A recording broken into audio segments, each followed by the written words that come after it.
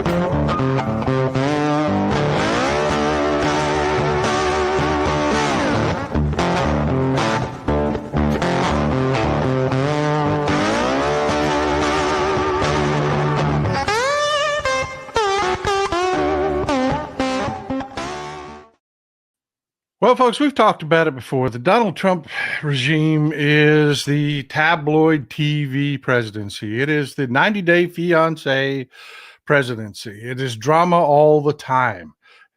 Donald Trump loves drama. It's what he does when he gets into trouble is he will say something horrible and outrageous because he knows his base will never hold him to account for what he says and what he does. So it comes at no cost. And then he has the corporate media that is bought and paid for by his donors that are going to carry his water, and they're going to sane wash what he says and what he does. And the distraction will be out there. And 99% of the time, it's completely 100% successful. Those shiny objects, man, you get the people on social media that want to chase clickbait instead of what's important. You get people that want to, it is what got us here.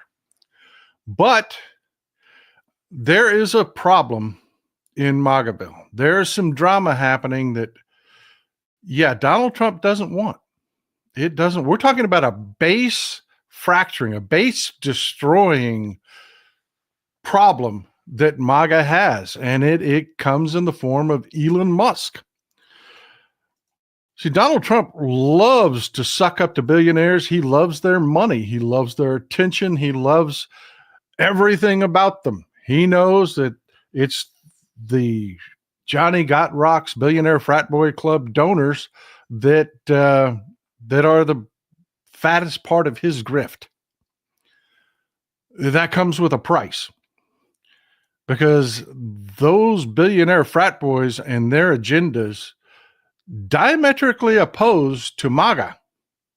We talked about it before, and what the source of this latest dust up is between Steve Bannon and Elon Musk, in which Steve Bannon has pledged to take Elon Musk down and to run him out of Washington, D.C., to run him out of the Trump administration. It's the bigotry. Folks, we've talked about this before many, many, many times. What's at the core of MAGA is bigotry. They will do and say anything for their bigotry. Hell, you had unions absolutely turn on their own fundamental existence by pandering to Trump, who vows to bust unions for their bigotry, because we had a candidate that was a woman and black. Bigotry is it, man. You cannot, amen, bring out the popcorn. Bigotry is at the core of what MAGA is. And Elon Musk just drugged Donald Trump onto the wrong side of that line. And it's going to continue to happen. And Steve Bannon knows it. For all the things that Steve Bannon is, that wart, sore-covered, nasty pustule of a human being, he understands the MAGA base. Hell, he helped build it.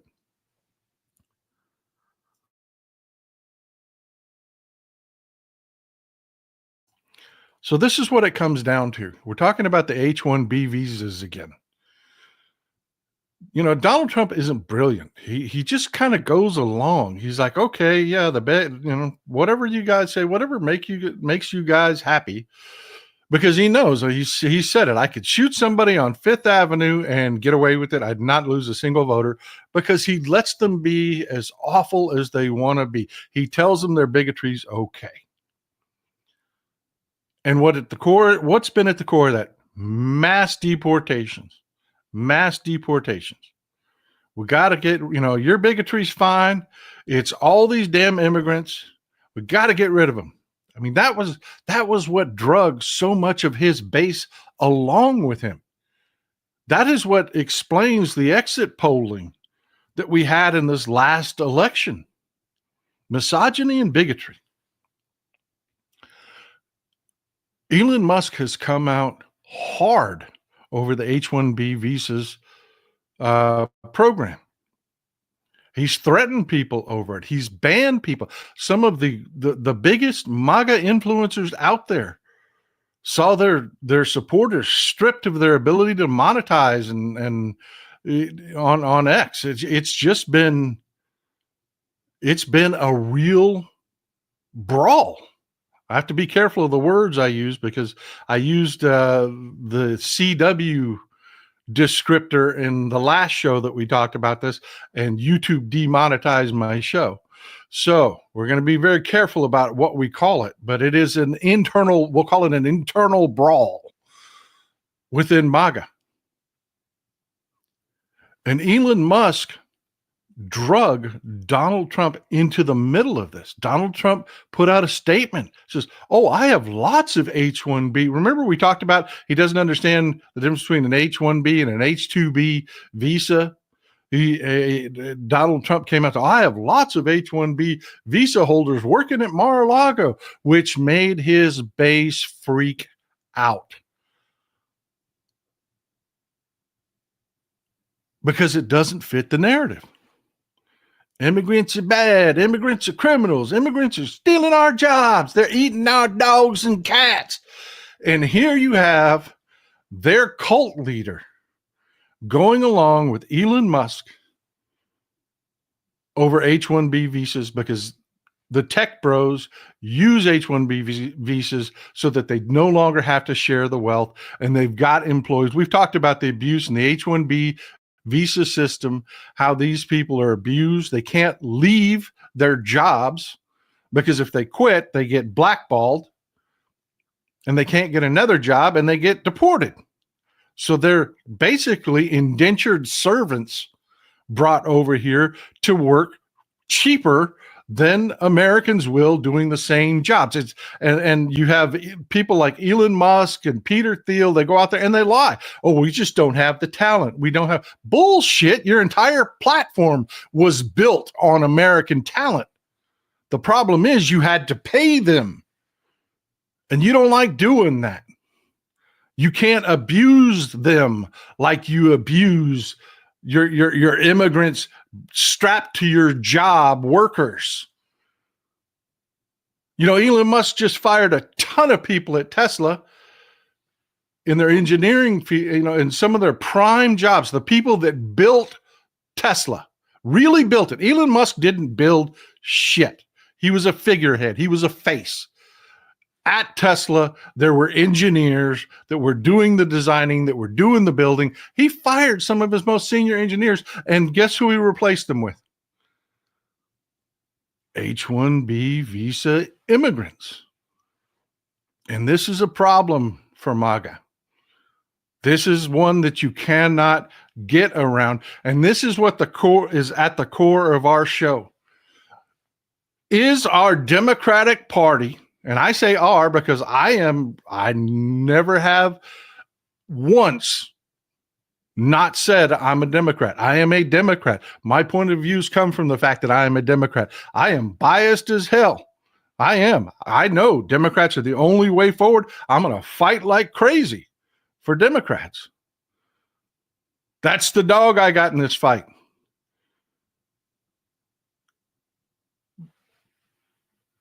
But here we have the Democratic Party as the opposition party. And here's the question. Are they going to be a real opposition party? And I'm just going to say it. Schumer's head is on the line. We've got hearings coming up this next week, and how we Democrats conduct ourselves in these hearings will determine Schumer's future. Is he done?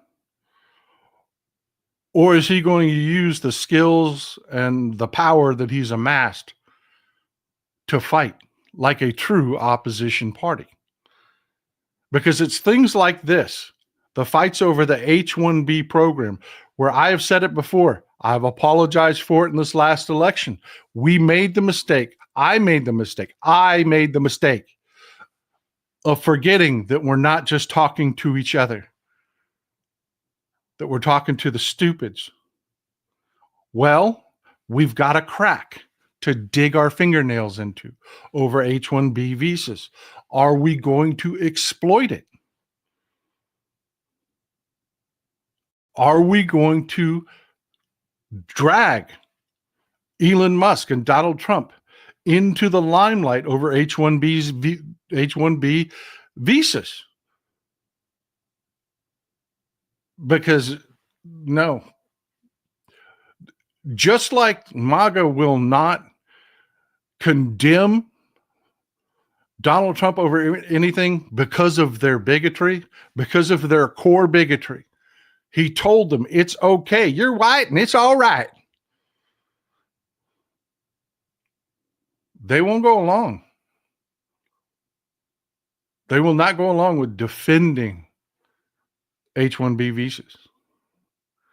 Will we utilize that crack? Is there a knife fighter in the Democratic Party in Chuck Schumer? Or are we going to have to spend the next few months with a leadership shakeup? Because that's really where we're at, folks. That's really where we're at.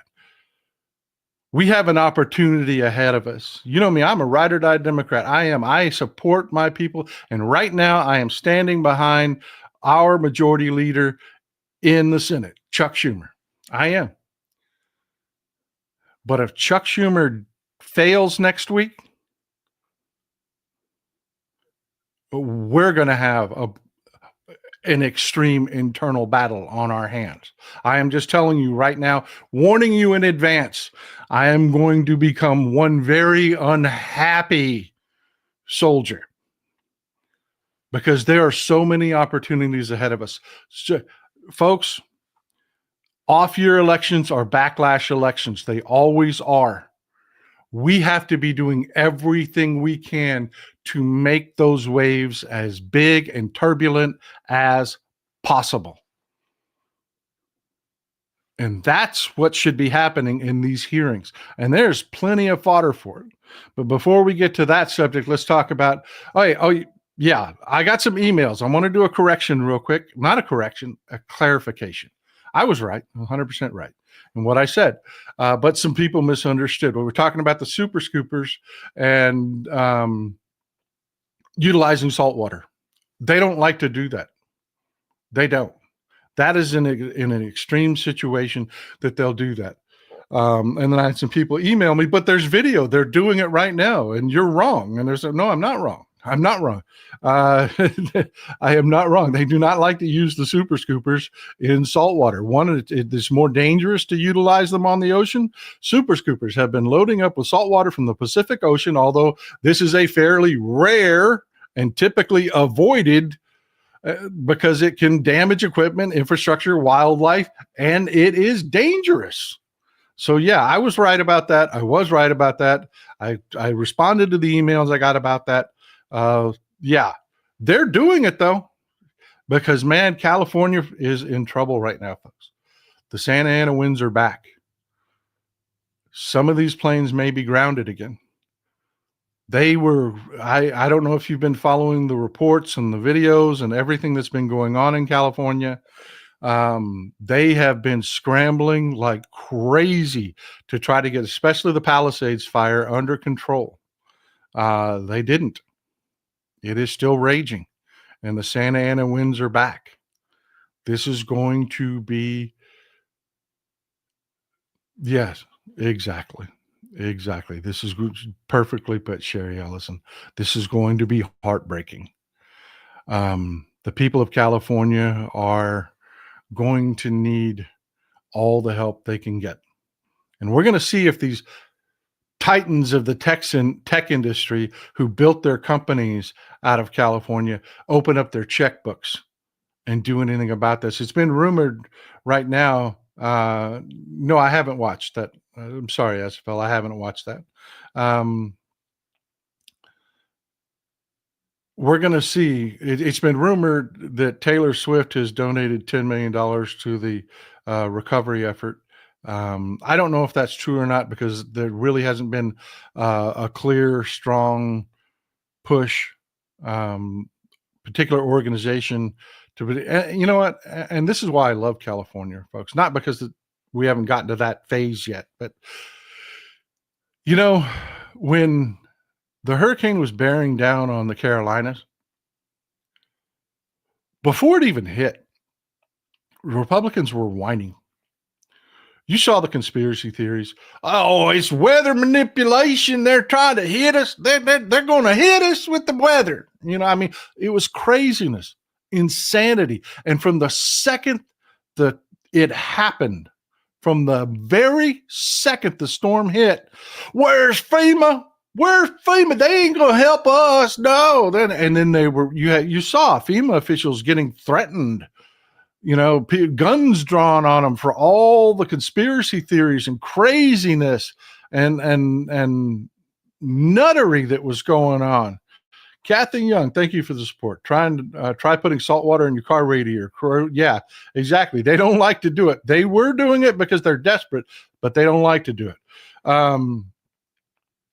There are some super soakers, getting off in the weeds. There's some super soaker aircraft that are specifically designed, because the Mediterranean has tons of wildfires, very similar environment. They have some planes that they specifically built for pulling salt water out of the ocean, but they're rare. They are rare.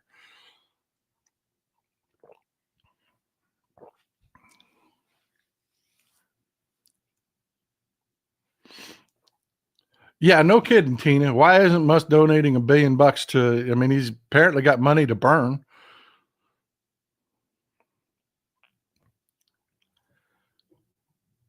But yeah, this is why I love California, folks. I do. That people, it cracks me up. MAGA will tell me all the time. I'm Texan born and raised. I'm not going anywhere, but I get it all the time. You take that hat off and you move to California, you commie. You're no Texan. You're probably from California, aren't you? It cracks me up. It cracks me up. Or you're from Austin, aren't you? Oh, you're from Austin, like Austin is somehow some sort of California transplant thing. But I love California. I do. And I love Californians, because while we had all the conspiracy theory nutter crap you saw from tearing through the Carolinas, you see none of that. None of that coming out of California. None. You know what you hear I got coming out of California? They're telling you sons of bitches, watch. You watch what we rebuild here. We are going to rebuild this like nothing you have ever seen. This is going to be beautiful. That is what people are saying. That is what people are saying. They're saying, and when they talk about problems, they're like, man, we've got an insurance problem because insurance pulled back. A lot of people didn't have fire insurance because the insurance companies stopped writing policies right before some of them suspended policies, some of them suspended coverage, some of them, like I said, quit issuing policies. There's a serious insurance problem right now in California.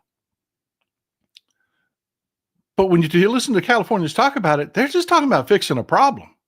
Well, we're going to do something about that. That's what I love about Californians. They don't whine. They're just like, watch us, man. Watch what we do here.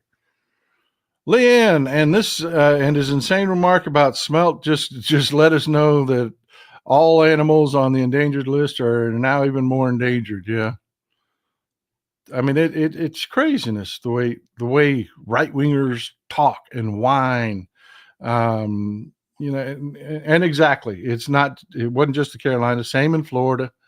They whine and they cry and there's conspiracies and they're victims no, man, Californians are badass. They are. And I'll wrap this up with this is going to be a tragedy, folks. This is going to be a tragedy. It is a tragedy. It's not going to be. It is a freaking tragedy. There are people hurting. Losing your home in a fire it's everything. It just takes everything. And there's a lot of people right now that are just starting over that have just completely lost. I mean, imagine, think about it. Think about where you're sitting, where you're, it's just gone.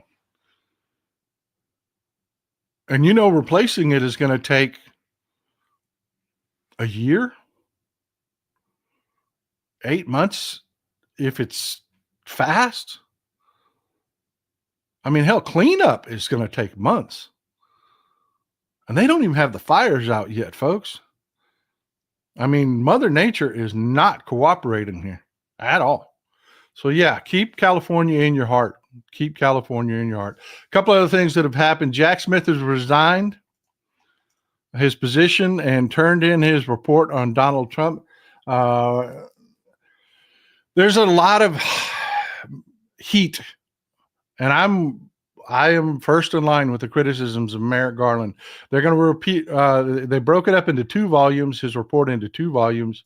They are going to release the first volume, but they're not going to release the second volume because that has to do with the documents case in Florida.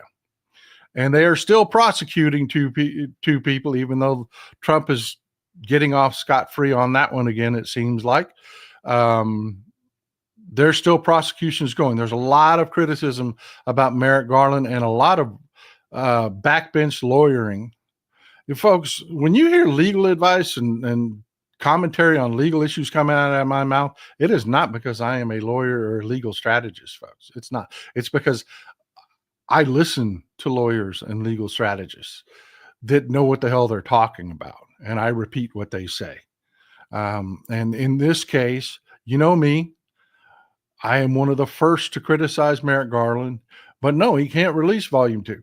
There are still prosecutions of Walt Nada and what's his name, Oliveira. There's still prosecutions going on, so they cannot release the report. It's against policy. They'll submarine their own cases. The other thing that I'm hearing out of the legal eagles on social media is, well, just dismiss the case and then you can release the report. This case is before Eileen Cannon. If they file a motion to dismiss, she will dismiss this case with prejudice. And they know it. If you don't know what that means is, that's when they tell the government, you're done, don't ever come back. You're done with this case. Don't ever come back. So yeah, there is that consideration too. If they file to dismiss just to release this report, that will happen. She will dismiss this with prejudice. Here's the problem. What does that report get you? I mean, I know a lot of people want it and they want it all released. What are you going to learn out of that report that you don't already know? And I mean, what do you want it for? Yeah, Jack Smith, he followed the rules. He did what he was supposed to do. I got no grievance for that guy. I don't. He was brought in late. He should have been brought in immediately.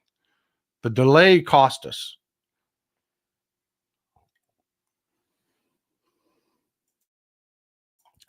But seriously, let's talk about that. What do you want to do with the report?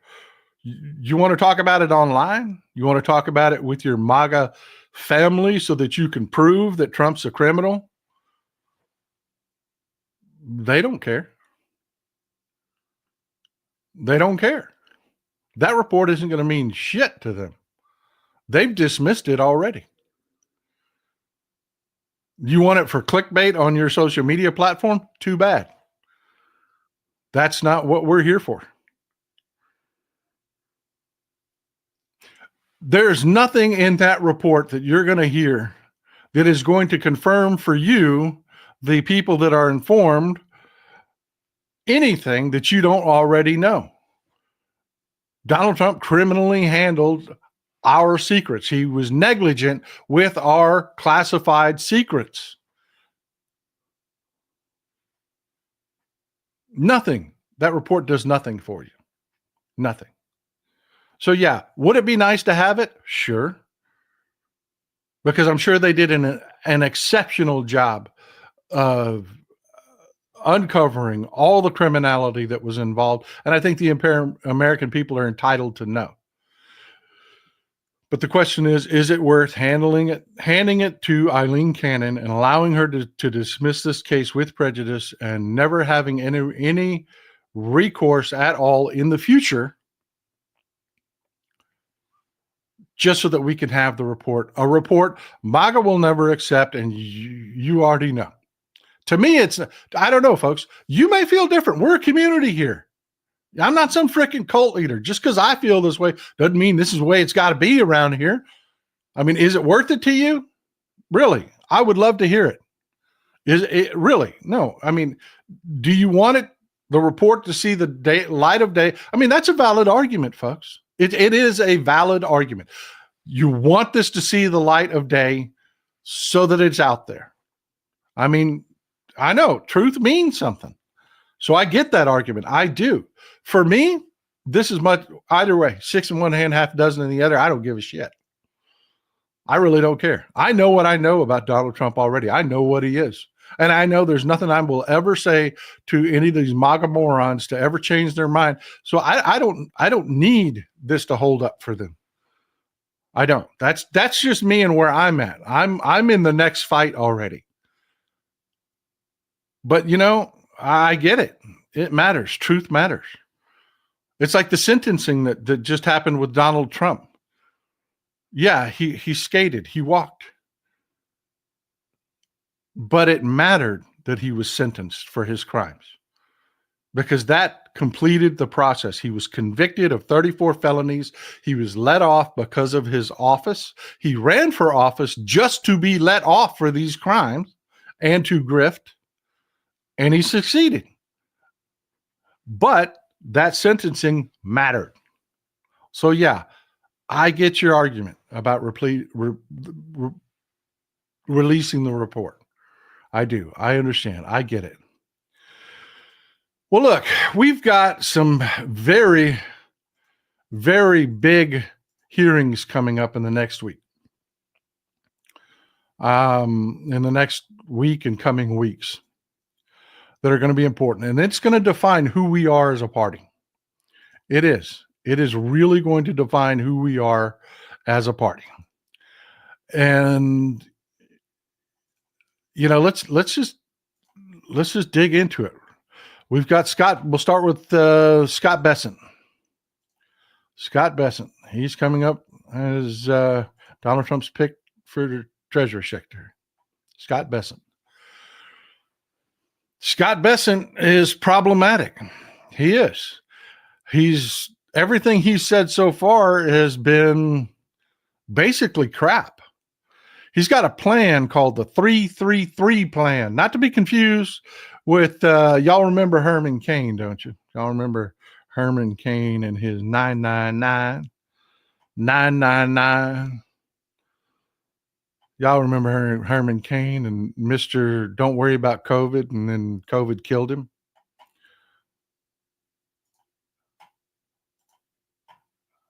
Yeah. Scott Bessent has been walking around with his own plan. 3-3-3. 3-3-3.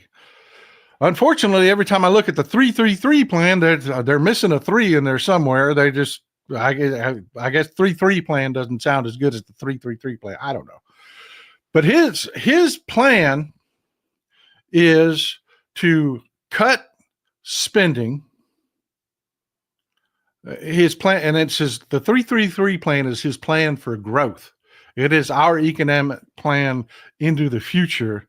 And you folks can take to the bank that we are screwed. This is what his 3-3-3 plan hinges on. Basically this. They want to slash government spending to 3% of GDP. We've been over it before. You've got Elon Musk backing off his Doge. We're going to cut $2 trillion from the budget. Nonsense. And here you have Scott Bessent basically echoing the same damn things. We've been over what is mandatory spending, what is, what they can cut, what they are likely to cut. None of it adds up to what they're talking about. And on top of it, whether you believe in Keynesian economics or not, it does not matter what you believe. If you slash that much government spending, you cause a recession. There is no magic trickle down. There isn't. Even the Pope has come out against trickle down. He said the whole point of trickle down was, they said when the cup filled up, everything that overflowed would overflow onto the poor. The problem is the cup just keeps getting bigger and bigger and bigger and bigger and never overflows. This whole mindset is fraudulent. This whole theory is fraudulent.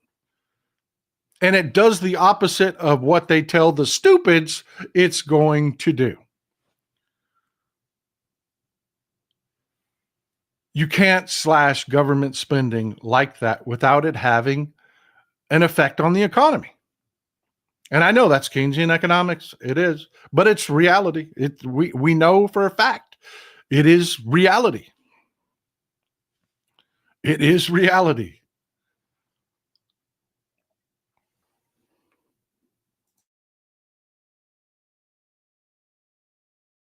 And the other 3 in his plan is a $3 million or 3 million barrel a day increase in oil production.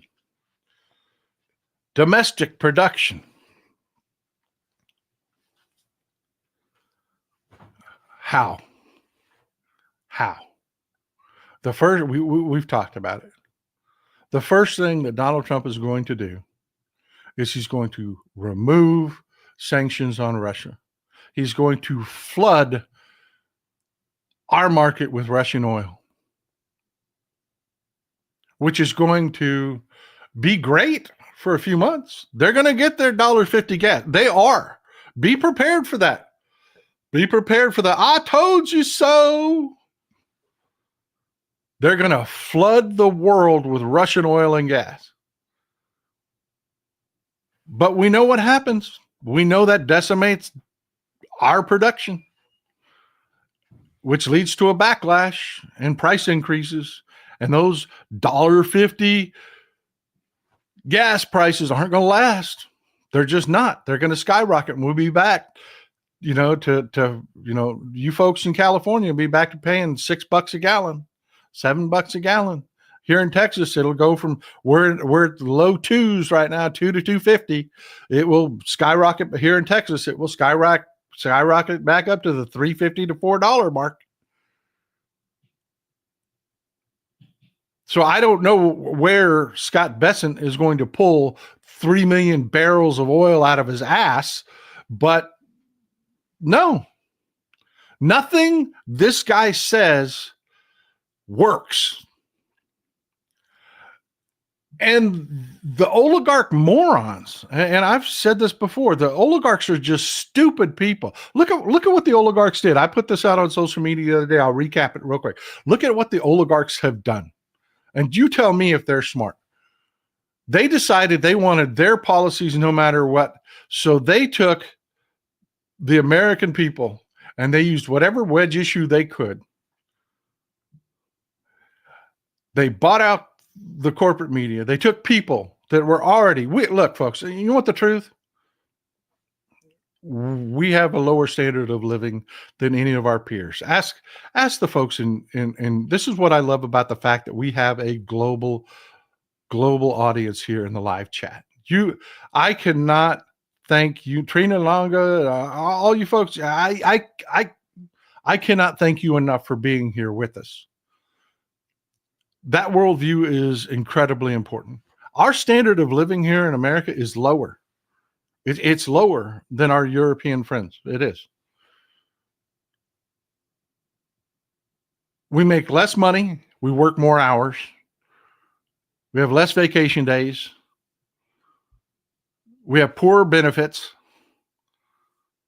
poorer health, and unhappier lifestyles. That's America, folks. That is. I love my country. I love my state, but you can't love something and lie to them all the time.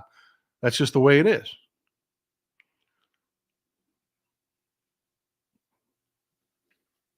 So, yeah, I mean, we can't sit here and pretend that these policies that they're putting forward are going to do anything that they're saying they're going to do. It is just a grift. These oligarchs took us that were in this position already sucking hind tit. Then they primed you. You know these people. You know these people. You know how. Thank you for the support, Linda. And absolutely, voodoo economics. It's just never gone away. But then they took these people, the MAGA morons, and they bought corporate media and they bought out our social media and they primed these people to believe conspiracies, to believe falsehoods, because the falsehoods serve the oligarchs. You have an entire large segment of our country that believe nutter conspiracy theories. And they're trained to. And one of those conspiracy theories is incredibly dangerous. They believe they can't be safe unless they're armed. So we have one of the most armed populaces in the world. And stay with me. So the oligarchs do that, right? Then they intentionally elect Donald Trump. Why? What is Donald Trump's purpose for the oligarchs?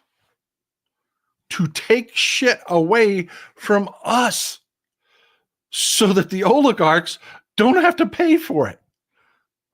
And they can get more tax cuts. You're going to take the very people that you trained to believe conspiracy theories, that you primed to follow any leader that will pander to their bigotry and can, scratch underneath their chin and make them feel good.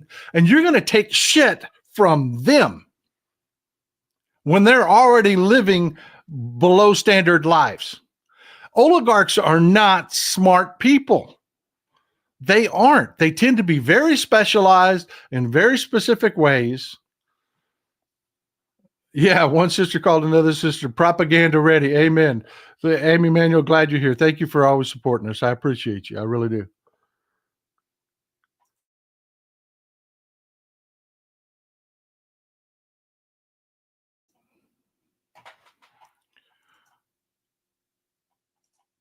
So this is where the rubber meets the road, folks. We've got hearings next week.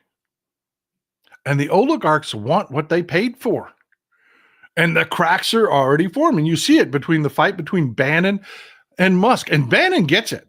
For all his fallacies and problems, Bannon understands the stupids. He really does. When he was running Breitbart, he got it. He knows. This is not going to end well for the oligarchs. And I tell you, you know what keeps me up at night? Really? Really? You want to know what? Not a lot scares me. I'm old and long in the tooth. There ain't a whole lot left in this world that scares me. I get people send me death threats, people that I don't worry about that shit. I really don't. You know what scares me? The mob.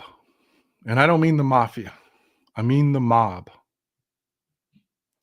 Us, our side, our side. Because when MAGA wakes up and realizes how badly they're taken in the backside,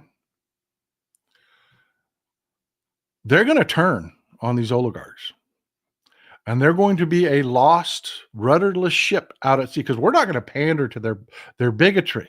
We're not. Michael Z, thanks for being here, my man. Glad to know that you and the gang are here and not the stupids. Yeah. Tell me about it. What worries me is what really happens. You know, I've said this before. They think they're recreating 1930s Germany. They aren't. It's more like 1790s France. But what comes after that?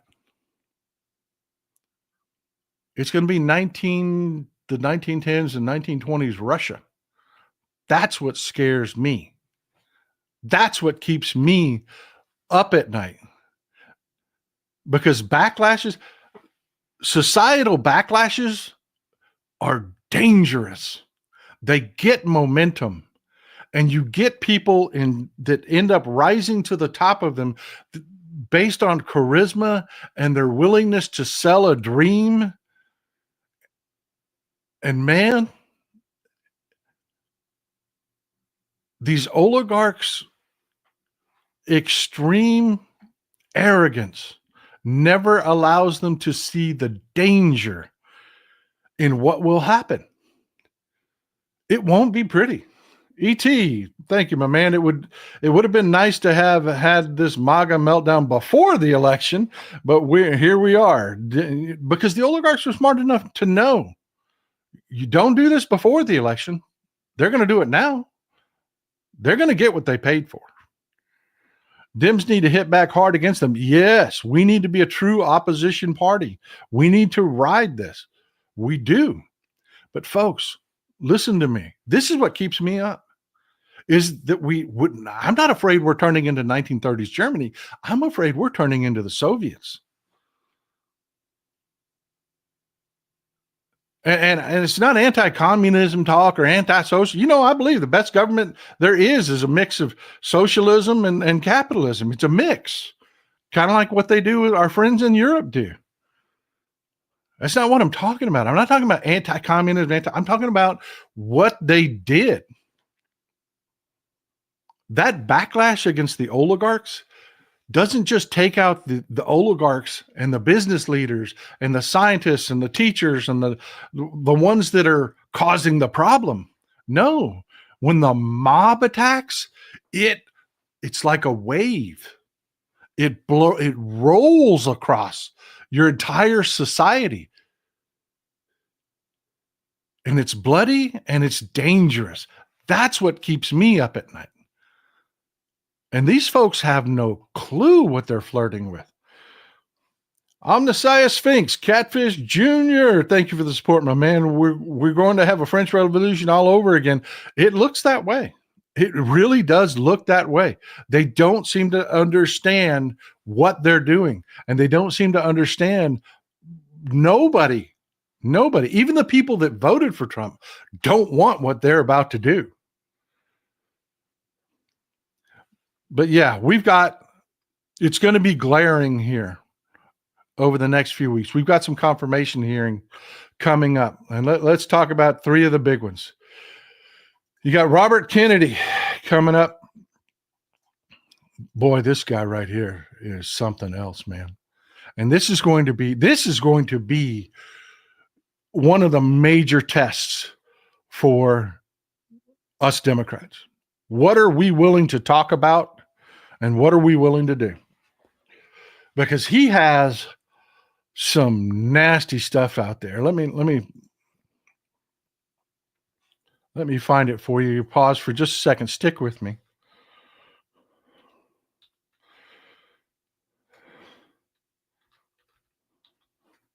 I want you to, and I've got, if you have to forgive me, I've got to search for this on Threads because Blue Sky really didn't have videos available. And I want you to see this out of his own mouth. So this is going to be a little bit clunky and a little bit wonky because I'm going to bring this to you from Threads. Let me pull it up for you. Let me find the one from Midas. It's the best video.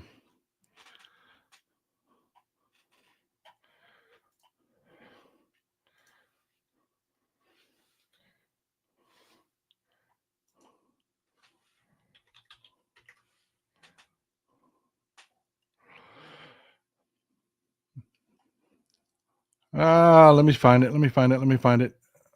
I'm not finding the one from Midas. I got one from Tennessee Holler here. It's not going to be as good as the one from Midas, folks. You know I love Midas Touch. I really do. But for the sake of time, I should have had this pulled up, but I just hate to keep this stuff running in the background. Yeah, let's do this.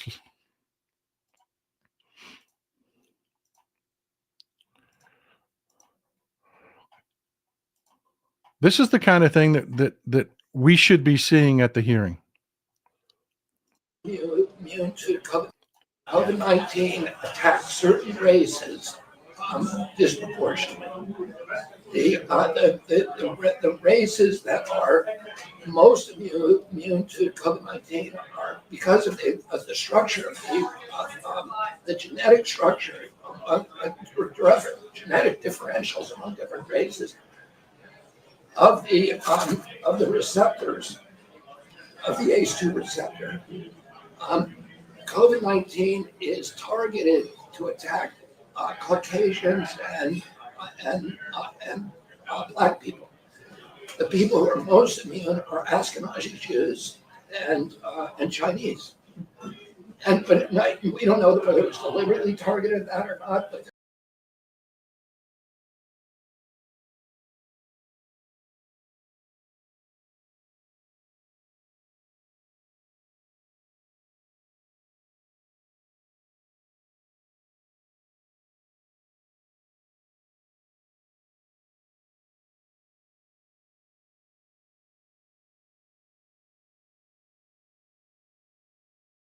Forgive me, I muted myself again. I'm sorry about that. I know I was muted. I know. I got it. I know it. I was slurping coffee in the background and I didn't want that to sound over the video. Thanks for the support, Rich. I appreciate you. I do it all the time. Y'all folks just have to live with me. That will be a part of the show forever. I will mute myself. Yeah.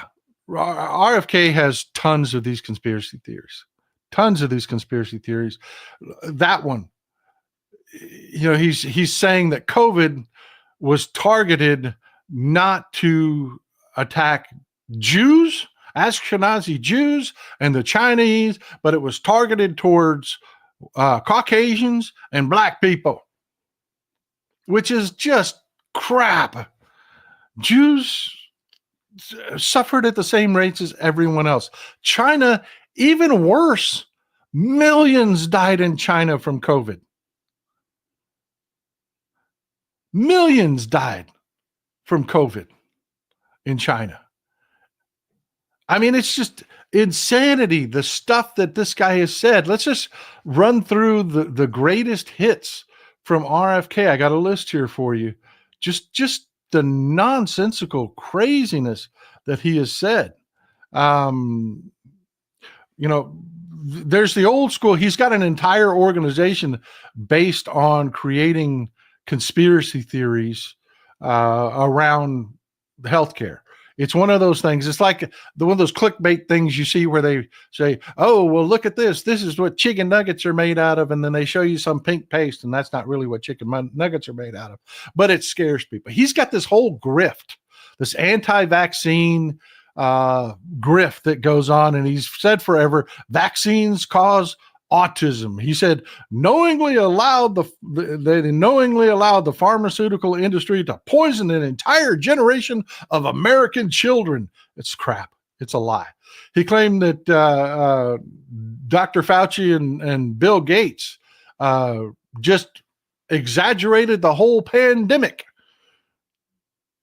just to promote vaccines so they could sell them some vaccines, even though Dr. Fauci's not invested in vaccines and Bill Gates isn't really invested in vaccines. He finances vaccines being spread to the third world to stop diseases. But yeah, I mean, just made it up. Just made it up that Fauci and Bill Gates were out there lying about COVID just to sell some vaccines.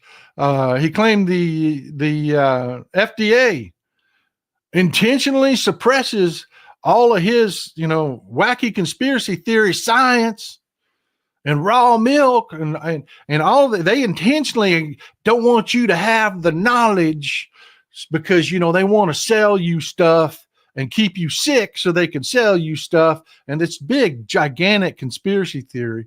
He talked about fluoride, how fluoride is an industrial waste and it causes, it just lists off a whole slew of diseases. He said fluoride causes, in which case every doctor in the freaking world said, no, it doesn't. No, it doesn't. So he went after fluoridation in the water, which has helped prevent tooth decay. We folks, just because we don't have problems now doesn't mean they didn't exist before. Fluoridation in the water works. It just works. Ask your dentist. It works. He said cell phones. You remember the whole cell phones cause cancer thing? Your 5G system causes cancer, which isn't true. He also said the 5G network was established. This is the one that he put out there that has a nugget of truth in it. But it's not for what he was saying. The 5G network was designed to take all your information and data and manipulate you and control you so that you'll go along with all the mainstream stuff they want to sell you. Yeah, your phone listens to you. It does. It does. I'm telling you, talk about wanting to buy anything in front of your phone, and you will get ads targeted for that product that will pop up on your social media. It will. I mean, that is true, but it's not what he was saying. He was talking about political manipulation. He was talking about, just this vast, massive conspiracy that the government was in bed with the tech bros, which he's now in bed with, to control you with 5G. Cecile Kazemi, children will be at profound risk if he's approved. Measles, polio, etc. Yeah, heaven help us if there's another pandemic. Avian flu is mutating right now. Right now. Thanks for the support, Just Joan. I appreciate you. I really do. But yeah, no, there's just more and more and more and more and more. AIDS. He said, HIV doesn't cause AIDS. No, HIV doesn't cause AIDS. He said, methamphetamines and poppers and, the gay lifestyle causes AIDS, not HIV. When the doctors know it was HIV that caused AIDS. But, that's the guy that's going to run our, national health system.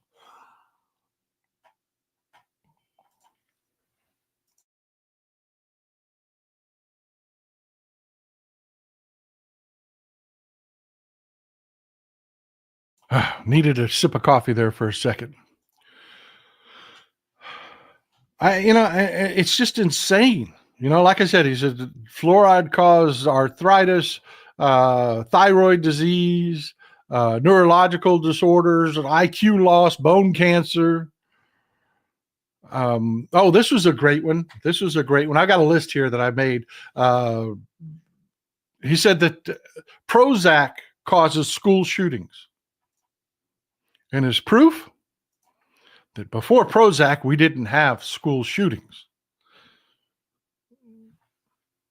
Me and Mrs. Texas Paul were having a conversation about this the other day. I can't remember what it was. Maybe she can remind me.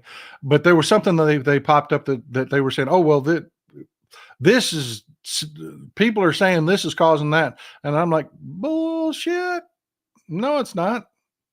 There's a million things that surround whatever disease it was. I can't remember what it was. And just the fact that it was, oh, yeah, it was the alcohol thing. It was the alcohol thing. Now they're trying to say, you remember they told us a couple drinks is good for you? Drink a little red wine. Well, now it's terrible. It's bad again. You got this whole movement that, oh, it causes problems. I'm like, and the problems they're saying it causes have other causes. That's exactly what his whole Prozac comment is like. Yeah, Prozac didn't used to be as prevalent, but it sure as hell ain't causing school shootings. Maybe it's all the other things that have come along around the same time that we developed Prozac and it started using Prozac.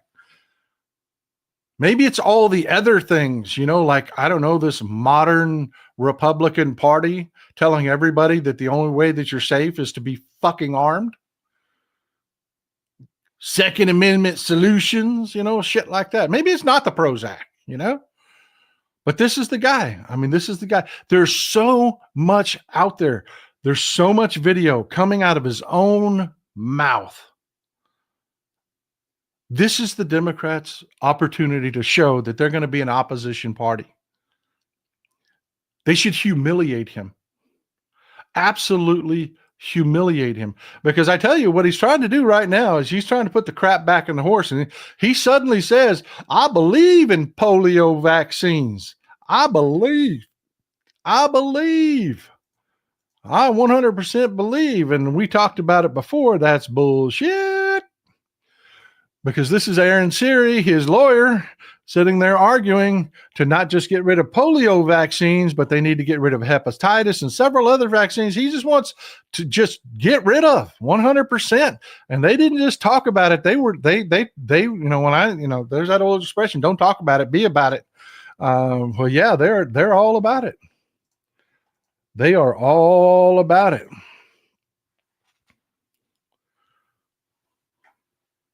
%, documented fact. But old Kennedy's walking around the hill saying, what? Me against polio vaccine? What? No, of course not. I'm not against them polio vaccine. No.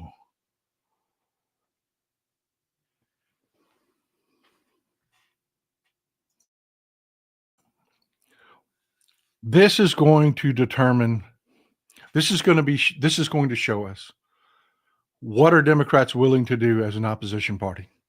Because they could literally drag Robert Kennedy. They could humiliate him. They could humiliate Trump for nominating him. They could show the American people that Donald Trump's chaos presidency, his 90-day fiancé presidency, will not work. And that would actually be effective. E.T., my man, always here with the support, brother. I appreciate you. More like China during the Cultural Revolution than Russia. That is even more scary. You understand what I'm talking about there. You do. You understand. That's what keeps me up at night.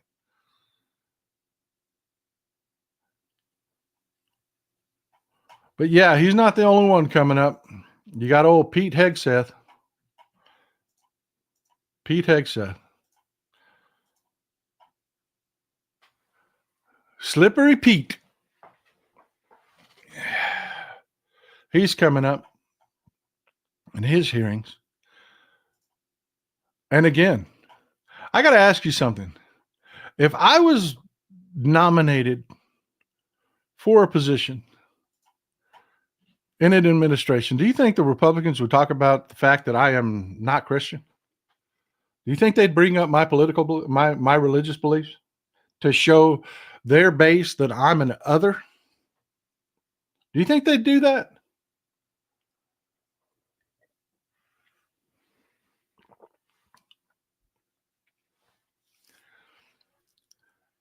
Yeah. Well, we Democrats have long stuck to one of the old norms, and I've talked about this before.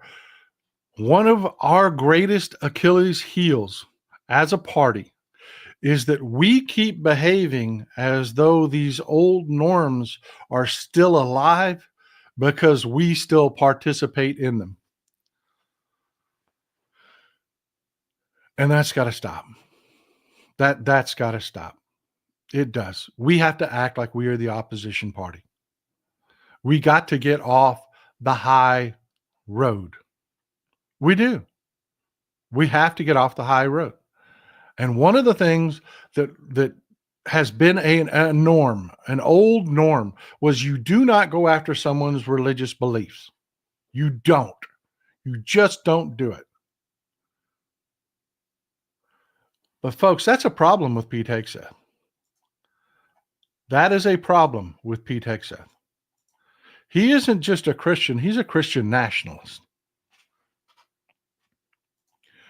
And his beliefs are insane. Yeah, there you go, brother. I believe, I'm with you on that one. We've got to toughen up and fight for it. Thanks for the support, Tony. I appreciate you.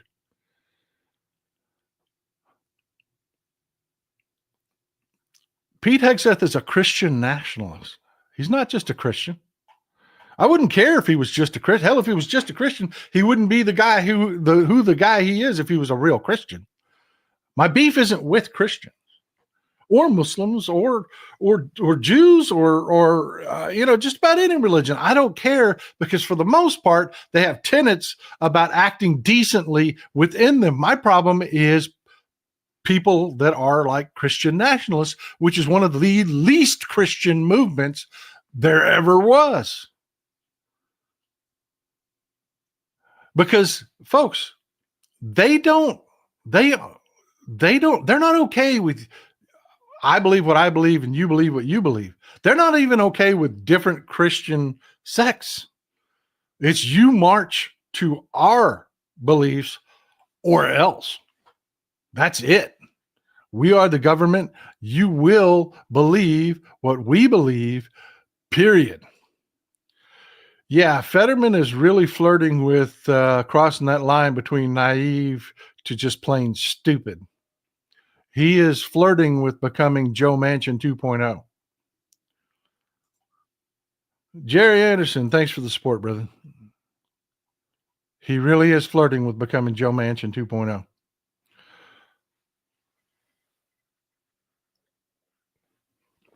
And again, this hearing will be very telling, because that ain't okay, man. It isn't okay. And his misogynistic views on women, there is so much out there. And here's the deal. Hegseth is a TV personality. It's like Ronald Reagan could get in front of a camera and he could talk, man. He was an actor. He was. Pete Hegseth is a TV personality, but he's a Fox TV personality. He doesn't do well in neutral settings. Piss him off. Go after him. The core of what he is. He will fail. He will fall apart on camera. Sure, he's going to come up as smooth talking, this, that, and the other. But the moment you get that moron having to answer questions where he has to think, he will fail. He will fail. And again, that's the question. Do we Democrats have the balls to go after someone's religious beliefs? The Republicans would. Thanks for the support, Annie. I really appreciate you. The Republicans absolutely would. And he is not the only one with problematic beliefs. He isn't. I mean, yeah, he and Joni Ernst went after each other. Joni Ernst is a veteran. He's a misogynistic jerk. He's a guy I wouldn't leave around a family member. He had, not only is he rank unqualified, he's unqualified as a human being. So are you willing to go after that? He and Joni Ernst went after each other. And of course, now he's trying to put the shit back in the horse and say, well, I never said I support our women. I support our women in the military, even the ones in combat. After spending years and years and years talking about how terrible we Democrats are, we're undermining our military effectiveness by putting women in combat roles and leadership roles. And there is miles and miles and miles of tape. Use it. If you're going to be an opposition party, be an opposition party. And of course, we've got Tulsi Gabbard coming up. And this is one of the scariest of all. Tulsi is part of a religion. It's called the Science of Identity Foundation. It goes way back to her Hawaii days. It's a religion based in Hawaii. And the folks that get out of this call it, they'll tell you, this is a cult. They will.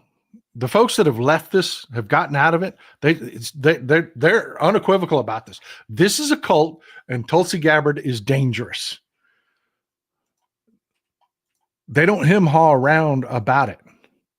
There's been article after article. You can go read them for yourself. Newsweek, Rolling Stone, there are articles everywhere talking about the fact that she is described as an advanced devotee in the Science of Identity Foundation, which is run by this guy.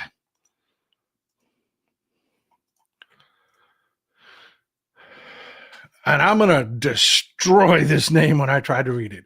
Jagat Guru Rupananda Paramahamsa. Yeah, some guru-run group, organization, religion that's an offshoot of the Krishnas. She is a devotee of. And they've got some out there beliefs, man. Everybody that gets out of that, when they do interviews with people that have gotten out of this cult, their words, not mine. They tell you, wait a minute, women don't play a role in this. They're not told to do anything. They're grooming Tulsi on purpose. They don't elevate women in this organization. They're grooming her for a reason. And if we Democrats aren't willing to talk about it, this is all before we talk about her love of Bashar al-Assad. She died on that hill defending Bashar al-Assad and repeating Republican and Russian talking point, Republican, Russian, same thing, talking points. She was a massive advocate for Bashar al-Assad on the Hill. And that's a problem, folks. That is a problem. And that is even before you get to her problems with FISA, in which she's trying to put the crap back in the horse. Because whether you like FISA or not, it puts us on at least some parity with our enemies and their ability to collect intelligence. And the 702 portion of FISA, she absolutely vehemently opposed it because she was repeating Russian talking points all the freaking time. And what that is, if you don't know what the 702 is, that's our ability to spy on Americans and foreign nationals overseas, Americans that are doing business and talking to foreign nationals. We can listen to them because of 702. Section 702. She opposed that. She was literally trying to cut the nuts off our intelligence gathering operation in the middle of Tradergate. And now she's trying to put the shit back in the horse. She's been all over the hill talking about, and doing interviews that oh no, they fixed Section 702. They put safeguards in it. They put whistleblower protections have made me have faith in bullshit. She's dangerous. She is dangerous. And again, the Democrats can absolutely drag her.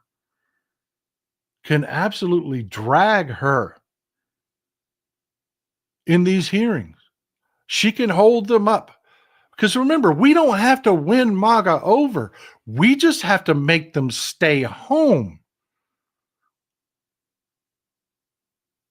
to get the backlash that we want.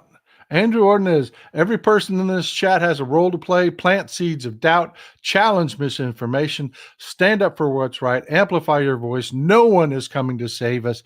Amen, brother. It is up to us. It is up to us. Amen. And I'm glad to see that I'm following the conversation in the chat. I'm glad to see that you're having it about our responsibility in this. And I'm asking you, I don't do this a lot. I don't say, hey, will you please do this? But I'm asking you, please take the time. It's Sunday. Enjoy your Sunday. My Texans had a great night last night. Everybody said them San Diego Chargers were just going to whip our ass, but no. Way to go, guys. Way to go. Good game. Good game. Enjoy your Sunday. Enjoy your football. Enjoy it all. But folks, it is time. Come Monday morning, I need you advocating. I need you on the phone.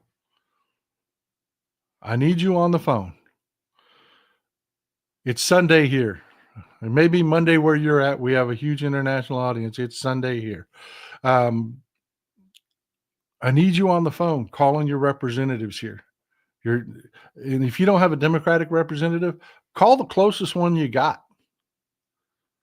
Tell them you want them brawling. You want them to be a true opposition party. No kindness, no decency. No, we're going to adhere to old rules that don't exist anymore.